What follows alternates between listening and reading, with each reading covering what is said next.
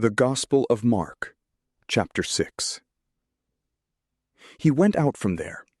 He came into his own country, and his disciples followed him.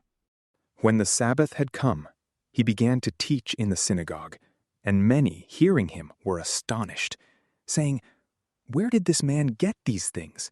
And what is the wisdom that is given to this man, that such mighty works come about by his hands? Isn't this the carpenter, the son of Mary, and brother of James, Joseph, Judah, and Simon? Aren't his sisters here with us?" So they were offended at him. Jesus said to them, "A prophet is not without honor, except in his own country, and among his own relatives, and in his own house." He could do no mighty work there, except that he laid his hands on a few sick people and healed them. He marveled because of their unbelief. He went around the villages teaching. He called to himself the 12 and began to send them out 2 by 2, and he gave them authority over the unclean spirits. He commanded them that they should take nothing for their journey except a staff only, no bread, no wallet, no money in their purse, but to wear sandals and not put on 2 tunics. He said to them, "Wherever you enter into a house, stay there until you depart from there. Whoever will not receive you, nor hear you, as you depart from there, shake off the dust that is under your feet for a testimony against them. Assuredly, I tell you, it will be more tolerable for Sodom and Gomorrah in the day of judgment than for that city." They went out and preached that people should repent. They cast out many demons and anointed many with oil who were sick, and healed them. King Herod heard this, for his name had become known, and he said, "John the Baptizer has risen from the dead, and therefore these powers are at work in him." But others said, "He is Elijah." Others said, "He is a prophet, or like one of the prophets." But Herod, when he heard this, said, "This is John, whom I beheaded. He has risen from the dead." For Herod himself had sent out and arrested John, and bound him in prison for the sake of Herodias, his brother Philip's wife, for he had married her. For John had said to Herod, "It is not lawful for you to have your brother's wife." Herodias set herself against him, and desired to kill him. But she couldn't. For Herod feared John, knowing that he was a righteous and holy man, and kept him safe. When he heard him, he did many things, and he heard him gladly.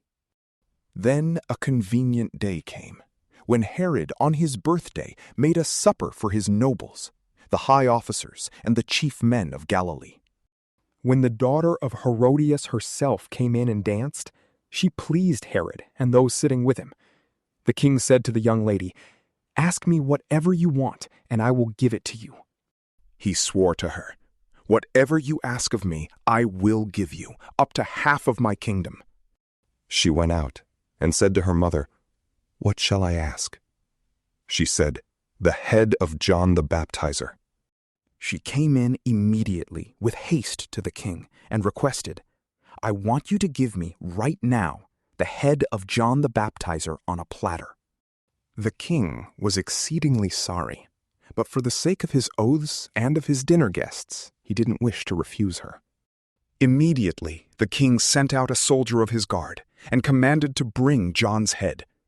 And he went and beheaded him in the prison, and brought his head on a platter, and gave it to the young lady. And the young lady gave it to her mother.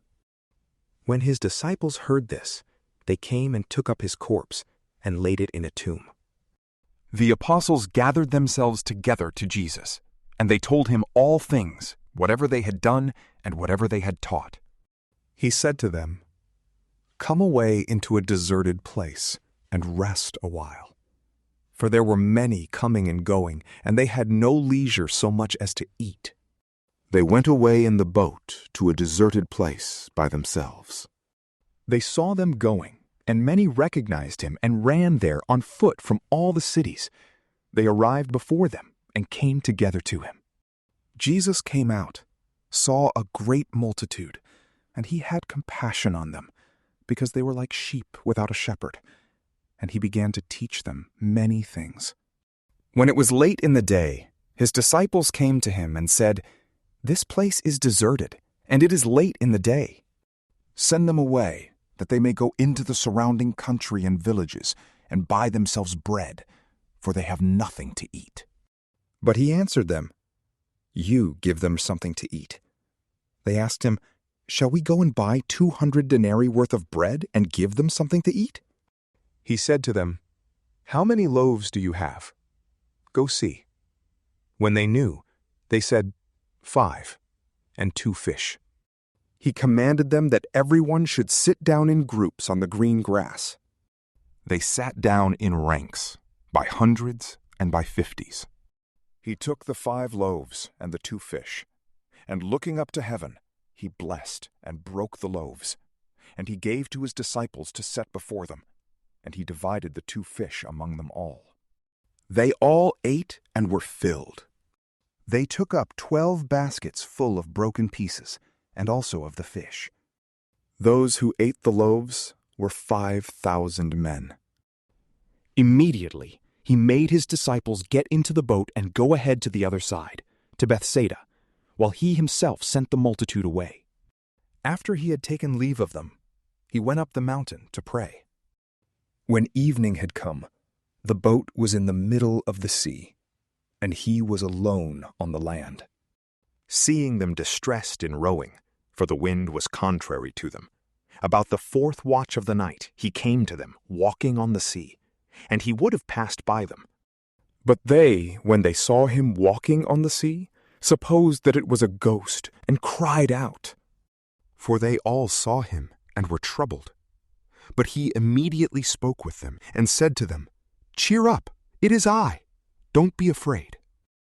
He got into the boat with them, and the wind ceased, and they were very amazed among themselves and marveled, for they hadn't understood about the loaves, but their hearts were hardened. When they had crossed over, they came to land at Gennesaret and moored to the shore. When they had come out of the boat, immediately the people recognized him and ran around that whole region and began to bring those who were sick on their mats to where they heard he was. Wherever he entered, into villages or into cities or into the country, they laid the sick in the marketplaces and begged him that they might just touch the fringe of his garment. And as many as touched him were made well. From PrayLamp, peace be with you.